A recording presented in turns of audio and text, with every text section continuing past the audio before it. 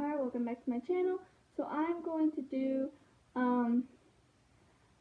my favorite the best friendships of 2020. I love a good friendship, and I think people always talk about their favorite characters, their favorite couples, but no one talks about their favorite friendships. And I'm a sucker for a strong friendship, really. Or it doesn't have it can be a friend group or just two people or three people that are just really really close and will die for each other, would do anything for each other, always has each other's backs, and always there for each other. And I'm going to do this list every year around this time in December when the year is coming to end. I would say my favorite friendships of that year. Some of the people on this list will stay the same, some might be moved, and more will be added.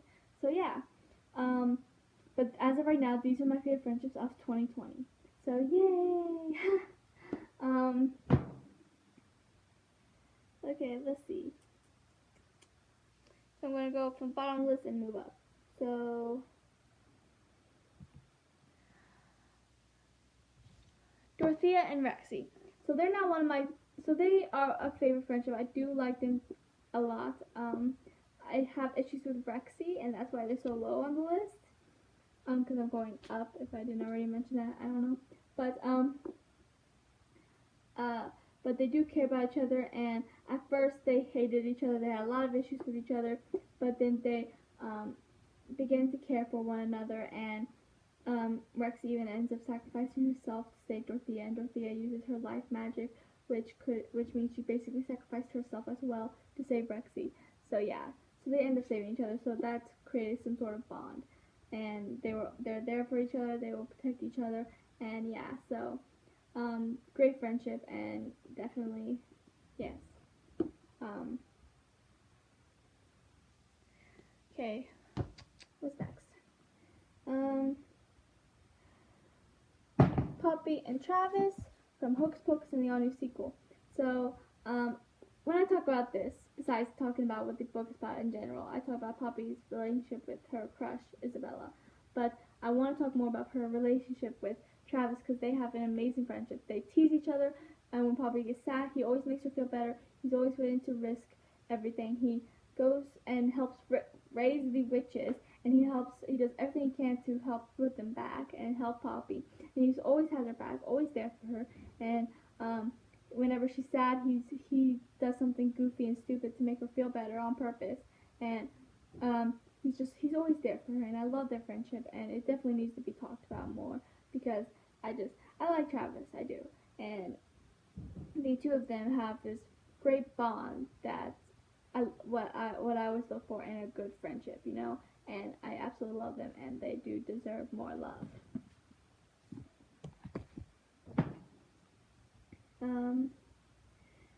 Okay, so next is Mel, Jay, Carlos, and Evie from Isle of Lost series. The four of them, their friendship is the most important thing to them. How they're willing to die for each other, protect each other. They'll do anything for one another. I mean, they're just always there for each other and always willing to help one another. And I love it, and I love how much they care about one another. That's definitely my favorite friendship. The four of them together, my favorite friend group from this series. My second favorite friendship is Mel and Jay, even though they get kind of overshadowed by Mel and Evie. I do like Mel and Evie's friendship, but it's just not one of my favorites. I prefer Mel and Jay because they have this whole ride or die thing that I live for, seriously. But the four of them together is just amazing. They're always there for each other, and they're always ready to protect each other, and they can really talk to one another and confide in one another, and I love it. And definitely the four of them are just amazing, and they need to be talked about more because people usually talk about Mel's friendship with Evie instead of their friendship as a whole, and I love it. Next is okay. Next is, let me get the book. Lizzie, Maddie, and Kitty from Ever After High, A Wonderlandful World. Because they are great friends. They grew up together in Wonderland before they had to come to Ever After, and they're always ready to protect each other and to be there for each other. And they always kind of felt alone because everyone else has family they can go to. I mean, Maddie still has her dad that is in Ever After, but everyone else can't go to Wonderland for reasons, and they miss it. And Ever After is so different than Wonderland, and they don't like it, and they miss home, and they don't really have many friends. Maddie has Raven, but they don't really have many friends outside their little friend group, and they're always there for each other to protect each other. And Lizzie almost literally dies to save Maddie at the end of this, it's something you never think Lizzie would do, because Lizzie was more she pushes people away. She has these walls built up, and until Daring, Maddie and Kitty were the only ones that were ever able to break through. And Bunny and Alistair, if you see the TV show, but they're not in the book, so we'll just cut them out since we're talking about the books and not the show. But yeah, so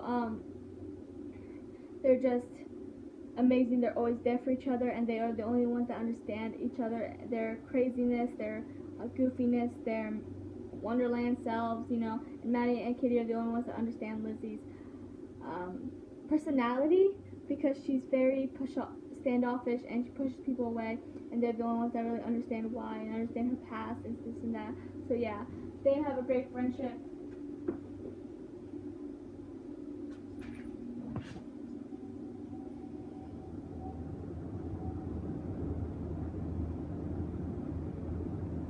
I also want to mention, I didn't actually put this in the list, but I'm going to put it as an, why is there sticking up here?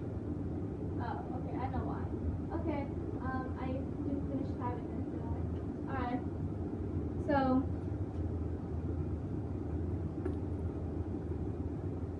I'm going to have a war with this stupid thing soon. Just watch me.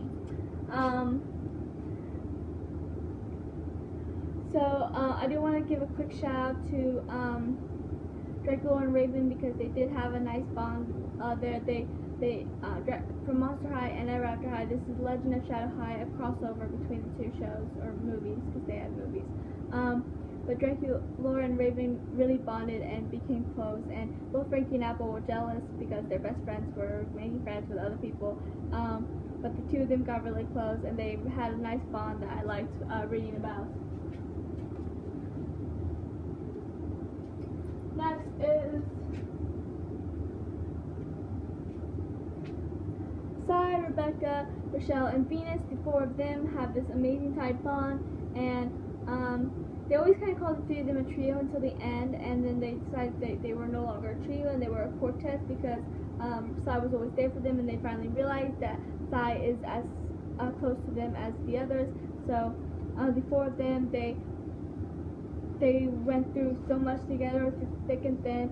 There was a time when the entire school hated them. There was a time in the first book when they were wanted because they were the only four students left that hadn't been put under Miss Flopper's spell. And then there was in the, I want to say the third book, might have been the second, but I'm pretty sure it's the third, where they're wanted, or they're not wanted, where they're hated because the entire school turned on them, thinking that now they are the ones that are behind everything. And so yeah, Sai was the only one that was there for them, and they all had to stick together and be there for each other. Actually, I think that might have been the second book. Yeah, that would have been the second book. Okay, so yeah, and the four of them ends up stopping the Whisper again. They stop Miss Flopper and Ramses Denial and Tabby, and they stop them from bringing back a bunch of monsters from the old world. That so yeah, and they were able to save Miss Flopper, no. They saved Headmistress Bloodgood, who else? Wydonna, Cleo, and Toralei, who were all kidnapped. So yeah. So they have a tight bond, and I love it. This is from the other Monster High series. Lala, Blue, Claudine, and Cleo. The four of them are really close and have this tight-knit bond. And I loved watching. There's a lot of orange tabs, as you can tell.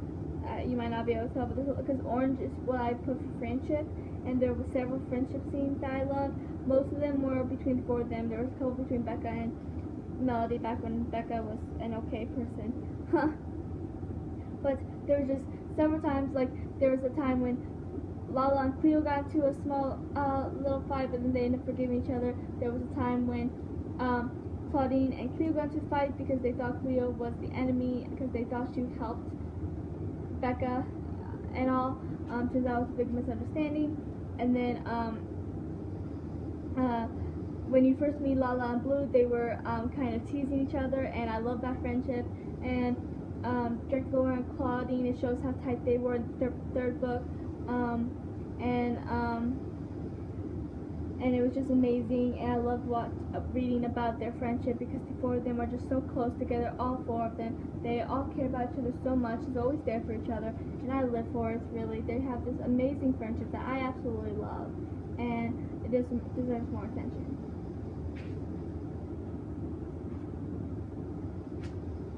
What's next? Okay. Next is Ron, Hermione, and Harry. Obviously, the Golden Trio. They have this amazing bond, and I can't make this list without including them because three of them are just so close, so tight, so amazing, and they're always there for each other. They're always protecting each other, always, and the three of them, I love it so much. And how Ron sacrificed himself for them at the end of the first book, and how my mind's going blank, but I know there's more scenes than just that. But there's just so many amazing friendship scenes between the three of them, and I just love reading about it because they're just so close, so tight. They're a family, and it's just amazing, and I love it. I do. I love it.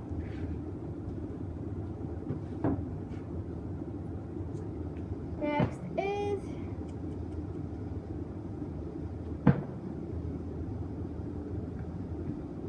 Ziri, Vashti, and Tabitha. They were already really close when this duology started. At the beginning, they were all super close. I think they might have been childhood friends. I might be wrong though.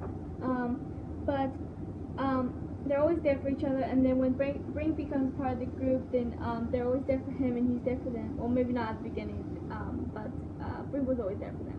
But yeah, so they're just amazing, and they have this tight little friendship, and I love a good, strong female friendship. And the three of them truly have it. It shows a little bit more of Ziri and Vashti's friendship because they did have a little issues with them wanting to like the same guy, and then because Tabitha was kidnapped, so she wasn't even in the majority of the first book. But yeah, but still, the three of them, it is obvious how much they care for each other. They went on this huge journey to find Tabitha and bring her home, and they all just care about each other so much, and I love their friendship. Next is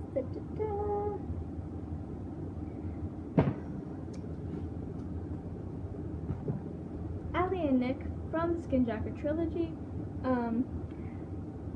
I think their friendship is very underrated. I mean, when they first meet, they had little issues with each other because Allie was hot-headed and she was a leader type. Nick was more of a follower. Until everything he went through, he started getting a little bit more of an edge. He got tired of following people around and getting into these little tiffs and getting, so he started becoming a leader and getting himself out of issues instead of relying on other people, which was amazing growth to read about. And so they did start off on the right foot, but they still care about each other. And they did end up splitting up at the end of the first book and went their own ways. But then in the middle, or maybe more closer to the end of the second book, Nick decides he wants to find Allie and finds out that she's close to him. And then Allie finds out that Nick is in the same town as her. So they both are trying to get to each other, but then it's too late. Spoiler alert, so pass back, go a little bit ahead if you don't want to hear this. But Nick had become the chocolate ogre because he became made out of chocolate. So, and then he had melted at the end of book 2. But then Mikey and then Allie found him and was in distress, but was also kidnapped, so didn't really have much time to mourn for him. And then Mikey was able to mold him back into his old self, and he started getting his memories back a little bit, and at the end of the third book, and then Nick went on a journey with Mikey to find Allie, and then at the end of the third book, they have this nice sweet moment before Nick goes off and protects the Everlost, because he became the new protector of Everlost, I guess you could call it. And Allie woke up because she was actually in a coma, not really dead all along. But yeah, so the two, so they have a nice friendship, and it's really underrated because of how much they care about each other, because their journey started together and it ended together, and it was just amazing, and it definitely deserves more love and everything. So yeah, definitely love the two of them together as friendship. I should mention that because I don't see them as anything more. Next is okay, there's only 3 more from 3 different series. So Mikey, did I say Mikey would no. Maya and Victoria, they have a very, very, very underrated friendship, and I think there definitely should be more scenes with them. They only really had a few really sweet scenes, but Victoria's just a sweetheart, and Maya's very protective of all she cares about, and I think that was a very missed opportunity. They should have made the two of them closer and stuff, but I like their friendship, and I think that it deserves more time in the spotlight because they did have a nice bond there for a little while, and it was just nice reading about. But no, they didn't make it that way. So if that makes any sense. So yeah, they definitely deserve more time in the spotlight and more love in general.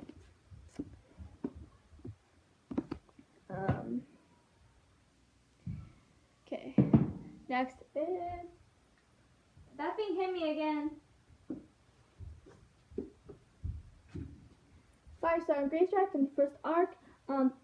Graystripe is the one that meets Firestar, who back then they were Graypaw and Rusty, and Graypaw meets Rusty.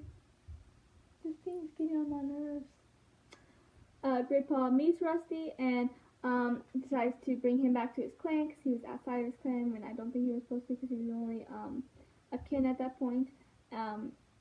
But yeah, so he brings Rusty back to the clan, and then they end up letting Rusty in, and they rename him Firepaw, and then so yeah, and then it shows their friendship get stronger and stronger throughout. They went on this whole journey together. They were kins together. They became apprentices together. They became so much warriors together, and it was just so amazing to watch their growth as characters and together as a friendship, and it's just amazing. And yes, I love them.